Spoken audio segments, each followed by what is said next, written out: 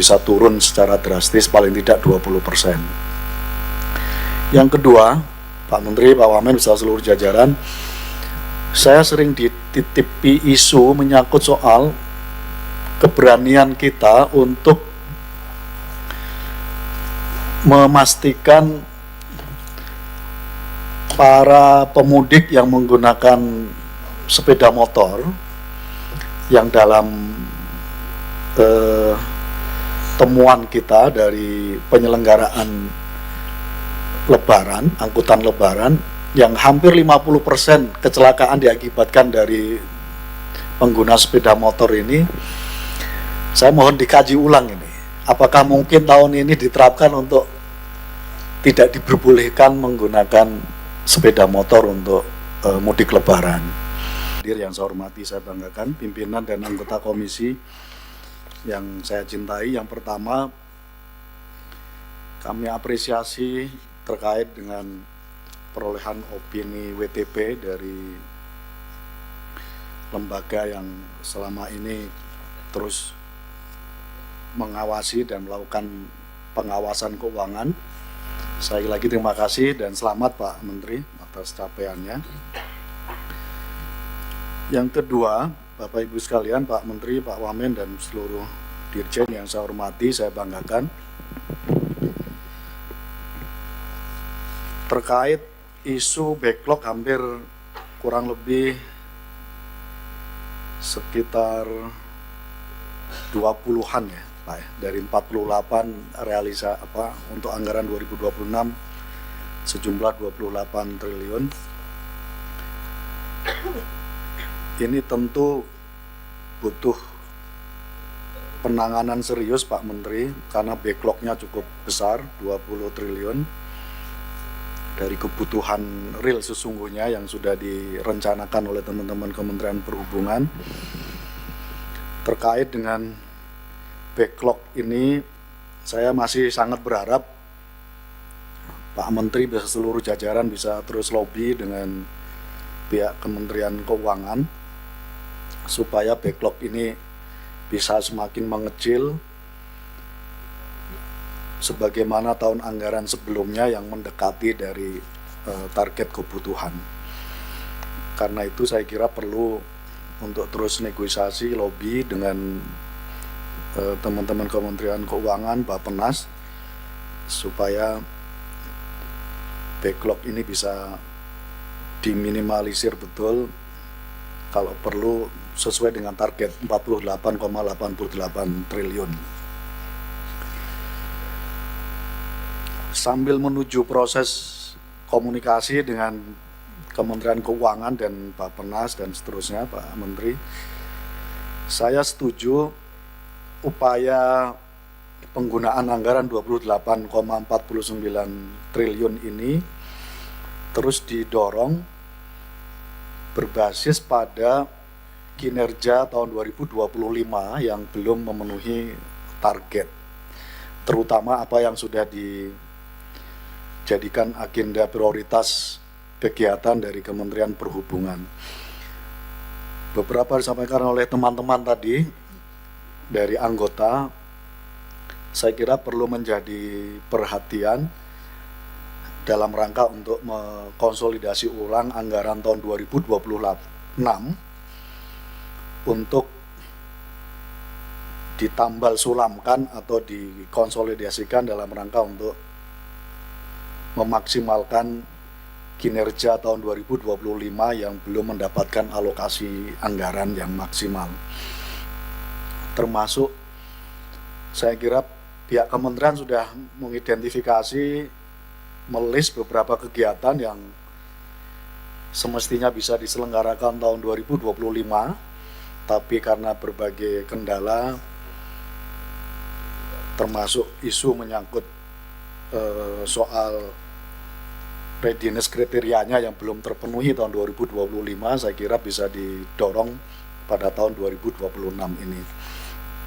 Jadi sekali lagi paralel dalam rangka untuk memaksimalkan untuk mendapatkan tambahan anggaran sampai pada 48 triliun, kita berharap supaya anggaran 28,49 bisa laksanakan dengan berbasis perbaikan dari kinerja tahun anggaran 2025. Yang ketiga, Pak Menteri, Pak Wamen, beserta seluruh jajaran Kemenhub yang saya banggakan, menyangkut soal persiapan Lebaran. Jadi kalau hari ini saya kira tepat, masih ada waktu untuk kita maksimalkan berbagai kinerja kita. Ada beberapa isu yang saya kira menjadi concern Pak Presiden dan saya kira tidak ada salahnya untuk ini bisa kita realisasikan maksimal, terutama di Kementerian Perhubungan. Memasuki bulan Ramadan, Pak Presiden minta supaya seluruh kebutuhan pokok bisa turun, dan instruksi yang sama saya kira hampir bisa dipastikan Pak Presiden juga concern dari tahun sebelumnya meminta supaya harga tiket terutama pesawat bisa diturunkan maksimal, Pak Menteri. Nah, karena itu kita sangat berharap 1 bulan ini bisa menjadi momentum untuk konsolidasi, terutama dengan Kementerian Keuangan. Ada 4 item yang menjadi beban Kementerian Keuangan yang selama ini susah dinegosiasi, mulai PPN tiket, mulai bea cukai masuk dari pesawat kita dan seterusnya itu, dan beberapa isu yang lain. Kita berharap ini bisa dinegosiasikan dengan Kementerian Keuangan supaya harga tiket kita tidak di angka kisaran 10-11% penurunannya. Kita sangat berharap 4 item yang menjadi kewenangan Kementerian Keuangan ini kalau dikurangi semoga bisa sampai 20%. Harga tiket kita bisa diturunkan. Dan kalau ini terjadi, saya kira ini menjadi hadiah, Pak Menteri, bagi masyarakat kita, terutama dalam untuk merayakan hari raya Lebaran, di mana harga tiket bisa turun secara drastis paling tidak 20%. Yang kedua, Pak Menteri, Pak Wamen, beserta seluruh jajaran, saya sering dititipi isu menyangkut soal keberanian kita untuk memastikan para pemudik yang menggunakan sepeda motor yang dalam temuan kita dari penyelenggaraan Lebaran, angkutan Lebaran, yang hampir 50% kecelakaan diakibatkan dari pengguna sepeda motor ini. Saya mohon dikaji ulang ini, apakah mungkin tahun ini diterapkan untuk tidak diperbolehkan menggunakan sepeda motor untuk mudik Lebaran, terutama yang lintas provinsi. Ini mohon bisa dikaji, karena ini memastikan kita untuk mengurangi tingkat kecelakaan yang hampir dari Lebaran ke Lebaran cukup tinggi sekali.